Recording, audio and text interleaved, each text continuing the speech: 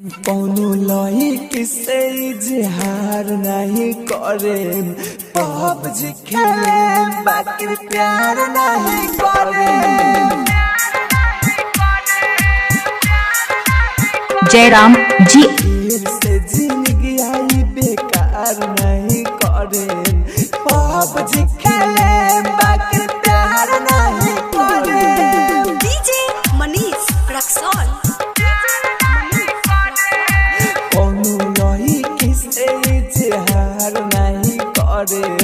PUBG खेले बाकी प्यार नहीं करे। Mix by happy digital recording studio Chanpatia.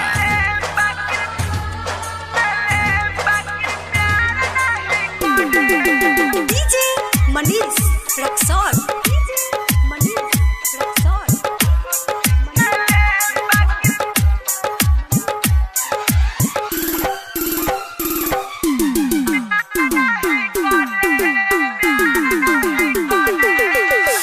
पहले रही प्यार यार मिलल बा धोखा, दिलवा के साथे खेला भइल अनोखा। पहले रही प्यार यार मिलल बा धोखा, दिलवा के साथे खेला भइल अनोखा। मिलल बा जखम कब होला न कह, मिलल बा जखम कब होला न कह।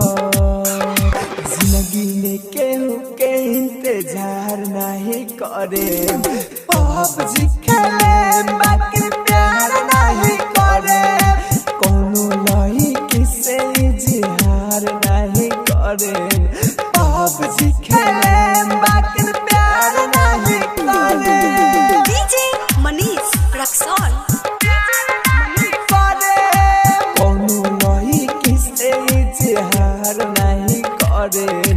पबजी खेले बाकी प्यार नहीं करे।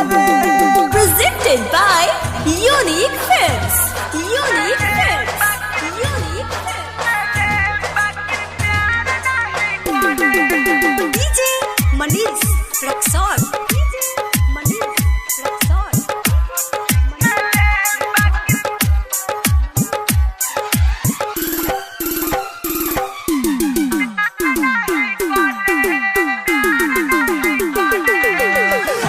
तने जखम दिला से वतने रोई, माहिर मुकेश के याद कके रोई।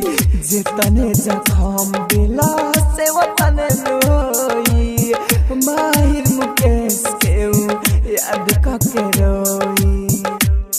लुर गिरहर पर तड़पेले उजवार, लुर गिरहर पर तड़पेले उजवार। राहुल राजा धानी दे बेकार नहीं करे, पबजी खेले बाकी प्यार नहीं करे।